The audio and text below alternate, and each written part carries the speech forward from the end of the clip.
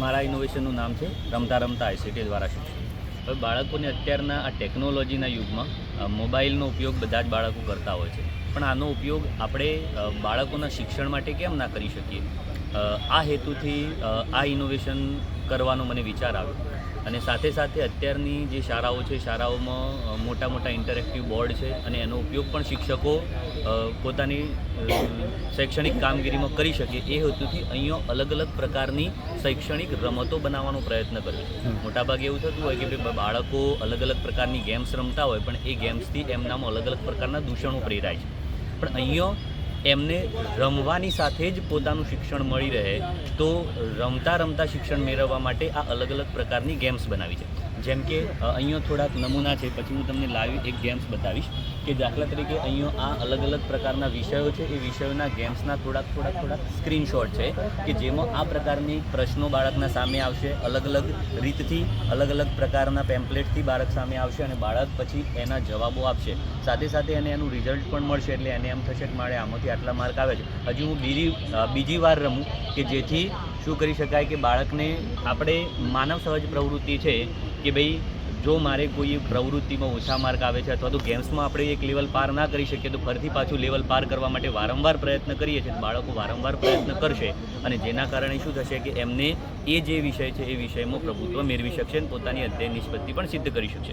અહીંયા આ અલગ અલગ QR કોડ આપણે જોયા, સાથે સાથે આ એક કોમન QR કોડ છે કે જેના માટે એક મેં બ્લોગ બનાવ્યો છે અને એ બ્લોગમાં આ તમામ જે પણ લિંકો છે એ તમામ લિંકો એમાં મૂકેલી છે. આ સ્કેન કરીશું એટલે આપણને આ પ્રમાણે આ બ્લોગ ખુલશે અને એમાં તમે જોશો કે ભાઈ બાલવાટિકા અને ધોરણ 1ના બાળકો માટેની ગેમ્સ છે, ગણિત માટે, અંગ્રેજી માટે, પર્યાવરણ, એ જ રીતે સામાજિક વિજ્ઞાન, વિજ્ઞાન, સંસ્કૃત, આવા દરેક વિષય માટે પ્રકરણ વાઇઝ અલગ અલગ પ્રકારની ગેમ છે. જેમ કે દાખલા તરીકે આપણે ચર્ચા કરીએ કે ભાઈ ધોરણ 5 છે પર્યાવરણ, તો પર્યાવરણ પર તમે ક્લિક કરશો તો અહીંયા તમને પર્યાવરણની લગતી જે પણ ગેમ્સ છે પ્રકરણ વાઇઝ તમને મળશે કે ભાઈ પ્રકરણ 1 જે છે એ પ્રકરણ 1ની ગેમ, પ્રકરણ 2ની ગેમ, એ પ્રમાણે અલગ અલગ રમતો તમને મળશે. હવે એ ગેમ્સ પર આપણે ક્લિક કરીશું એટલે ત્યાં તમને સ્ટાર્ટ મળશે અને એ સ્ટાર્ટ પરથી તમે ગેમ રમવાનું શરૂ કરશો અને કે જેમાં અલગ અલગ પ્રશ્નો આવશે અને બાળકો એ પ્રશ્નોના જવાબો આપતા જશે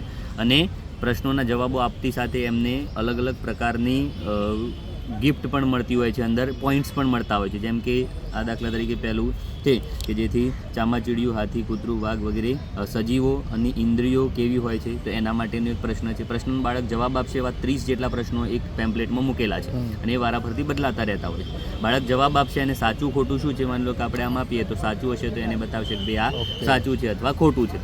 એ પ્રમાણે અલગ અલગ પ્રશ્નો કન્ટિન્યુઅસ આવતા જશે. એવી થોડીક ટ્રેનની રમતો છે, જેમ કે અહીંયા બતાવેલી છે આ કે ભાઈ ટ્રેન આવતી જશે અને ટ્રેનમાં નીચે પ્રશ્ન લખેલો છે, ઉપર એને ટીક કરવાનું છે અને એ નીચે પડતું જશે. આ પ્રમાણેની અલગ અલગ. પછી આ પ્લેનની એક રમત છે કે પ્લેન દોડતું હોય, બાળક જેમ ગેમ રમતું હોય એવો જ એને અહેસાસ થશે અને સાથે એમાં નીચે એક પ્રશ્ન હશે, એના જવાબો ઉપર હશે અને પ્લેનને સાચા જવાબ સાથે અથડાવવાનું છે. જો ખોટા જવાબ સાથે અથડાશે તો પ્લેન ક્રેશ થઈ જશે. એટલે આ પ્રમાણે બાળક સરસ રીતે પોતાની રમતા રમતા જ શિક્ષણ મેળવી શકે અને આનો ઉપયોગ અમે અમારા વર્ગખંડમાં અમારી શૈક્ષણિક પ્રવૃત્તિ દરમિયાન કરતા હોઈએ છીએ કે જેથી બાળકોને ખૂબ મજા આવતી હોય છે અને એનું અમને સારું એવું પરિણામ પણ મળ્યું છે કે જેથી એકમ કસોટીમાં અને સત્રાંત કસોટીમાં જે બાળકોને ઓછા માર્ક આવતા હતા એ થોડોક વિકાસ પણ થયો છે. બધા શિક્ષકોને તમે આ શીખવેલું છે? બધા શિક્ષકોને ખબર છે? લગભગ અમારા 4 શિક્ષકો છીએ અમે કે જે કોમ્પ્યુટરના થોડાક જાણકાર છીએ, તો મેં પણ એમના સાથે રહી અને એમના પાસેથી થોડુંક કન્ટેન્ટ લઉં છું, સાથે સાથે એમને પણ શીખવાડ્યું છે અને અમે આની ખરીદી પણ કરી છે જે સોફ્ટવેર છે સોફ્ટવેરની, કે જેથી બાળક એ દરેક શિક્ષક એમાં બનાવી શકે આની ગેમ્સ. એટલે આ તમે જે મોબાઈલમાં હમણાં મને બતાવી એ તમે જાતે જ બનાવ્યું? હા, એટલે એ એક વર્ડ વોલ નેટ કરીને વેબસાઇટ છે અને એમાં અલગ અલગ આ પ્રમાણેના પેમ્પલેટ હોય છે. આપણે કન્ટેન્ટ આપણી રીતે ક્રિએટ કરવાનું હોય છે, અલગ અલગ પ્રકારની ગેમ્સ. બરાબર, આપણે જાતે જ કરવું પડે? કન્ટેન્ટ આપણી જાતે જ ક્રિએટ કરવું પડે છે. બરાબર, એ એપ છે? હા, એ વેબસાઇટ છે. વેબસાઇટ છે, ઓકે. હા, એ વેબસાઇટમાં આપણે આપણી રીતે કન્ટેન્ટ ક્રિએટ કરીએ અને ત્યાં એનું સ્ટોરેજ બધું એક જ જગ્યાએ આપણને મળી રહે બધા જ. હા, તમારો વિડીયો સાંભળ્યા પછી બીજા શિક્ષકોને ઉપયોગ કરવો હોય તો આના આધારે હવે કરી શકે? હા, વર્ડ વોલ નેટ નામની વેબસાઇટ છે, એના પર તમે લોગિન કરી અને તમારું એકાઉન્ટ બનાવી અને એમાં તમે તમારી જાતે પણ પોતાની રીતે આવું કન્ટેન્ટ ક્રિએટ કરી શકો છો. બીજા શિક્ષક મિત્રોને કંઈ તમારે કહેવું હોય, તમારો સંપર્ક કરવો હોય તો તમે શું કહેશો આ માટે? તો સંપર્ક માટે કદાચ આ પ્રકારની ગેમ્સ તમારે ક્રિએટ કરવી હોય તો મારો બ્લોગ છે edu4youth2all અને સાથે સાથે મોબાઈલ નંબર છે 9725740211. આના પર તમે કોન્ટેક્ટ કરી શકો છો. હું તમને એના સંદર્ભે માહિતી આપીશ. Thank you sir. તો જોયું દર્શક મિત્રો, હિતેન્દ્રભાઈએ ખૂબ સરસ રીતે આપણે મોબાઈલમાં પણ ડેમો જોયો અને બંને એમના તમે જોઈ શકો છો એ રીતે આ મોટા બેનરમાં બી એમણે એના સ્ક્રીનશોટ લઈને બતાવ્યું છે અને એમણે આપણને વેબસાઇટ પણ કહી છે, એમનો મોબાઈલ નંબર પણ આપ્યો છે અને તમે જોઈ શકો છો આ બધા જ QR કોડ મેં તમને હમણાં પણ કહ્યું એ રીતે આ પણ તમે જોઈ શકો છો કે હમણાં આપણે મોબાઈલમાં આ ટાઈપની ગેમ જોઈ તો બાળકોને આમાં ખૂબ મજા આવતી હોય છે. જો એમનું કેટલું સરસ કામ છે.